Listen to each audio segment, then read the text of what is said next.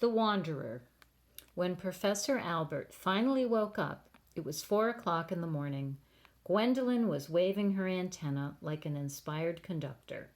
Kona could be heard rattling around down in the basement. Some little bits of egg roll lay on the carpet, and the world outside was nothing but solid, unyielding ice. It was too much for an old biology professor. He refilled Kona's dish, handed Gwendolyn a piece of broccoli, put on an extra pair of socks, and went straight to his bedroom. Professor Albert had never been an amateur when it came to sleeping. Years of standing beside philosophy majors trying to label the insides of frogs had taught him the fine art of turning off his brain whenever he wished.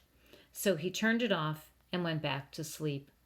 Down in the basement, Kona was trying to settle his house guests into a giant box of Christmas decorations. "This is embarrassing," said Kona, plumping a Christmas tree skirt around the babies with a gentle paw. "Ordinarily, I'd put you in the guest room. Very nice, its own bath, but I don't think we could count on a hearty welcome from Professor Albert. Once a chipmunk wandered in, and he chased it for 2 hours with a colander." "He cooks Italian?" said Murray. Kona smiled and turned to leave. "I hope you find Stumpy," Murray said suddenly, solemnly. Kona nodded and looked again at the 3 sleeping children. "Now that the professor is in his bedroom, I'll be able to go to the park again," Kona said. "I'll toss down a bag of marshmallows before I go. Then I'll get some real food for you when I get back." "Marshmallows are real food," said Murray, perking up. "Wish me luck, Murray," Kona said, quickly going up the stairs.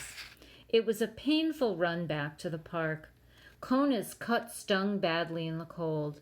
The pads of his feet hurt from the ice's abrasion, and his entire body ached.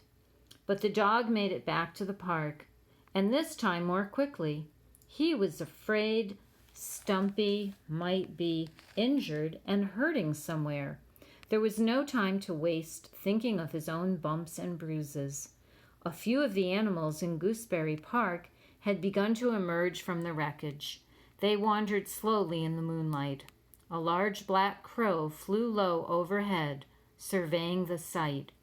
"Have you seen a little red squirrel?" Kona called to the crow. "A girl?" asked the crow. No, a squirrel, a little red one." Kona waited as the crow landed beside him. "A squirrel, you say?" asked the crow. "Yes," said Kona. "Red?"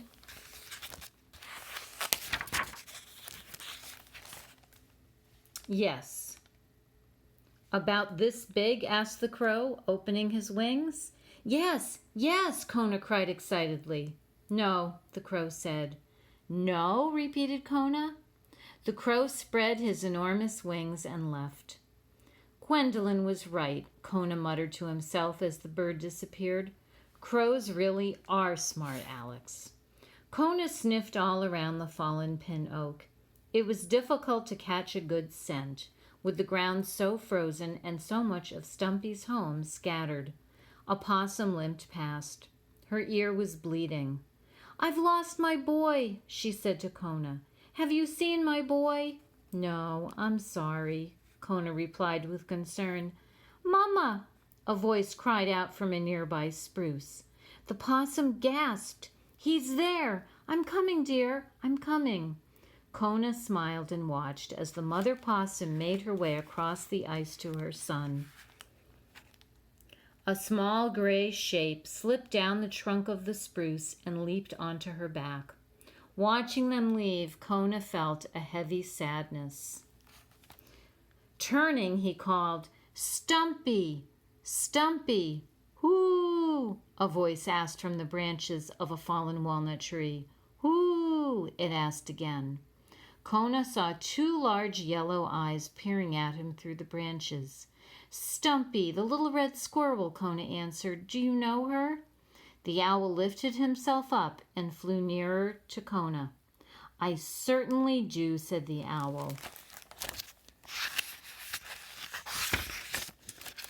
she has those babies with the strange names. What are they? Up? Down? Top and bottom, Kona answered. And Sparrow, the little girl. Oh, yes, lovely children. The owl suddenly winced with pain. Are you all right? Kona asked in alarm. Thank you, yes, just a twist in the neck from the fall. I was eating dinner when my tree went down, paying no attention whatever. It hit before I knew what was happening. Did you see Stumpy? Have you seen her since the storm? I heard her, the owl said. Heard her? Where? When? I am not certain when, said the owl. The evening is a bit of a blur, you know. But I heard her. She was saying, I have to find Paradise Lane. Oh my goodness, exclaimed Kona. She's looking for me and she's completely confused. Paradise Lane is where I was born, not where I live now. My home is on Miller Street. Oh my, said the owl. That is nowhere near Paradise Lane. I know, cried the dog. If she's headed to Paradise Lane, she'll never find me. And how will I ever find her? The owl began to shake his head. This took a while, of course. When an owl shakes his head, he first must turn it very, very slowly to the far, far left.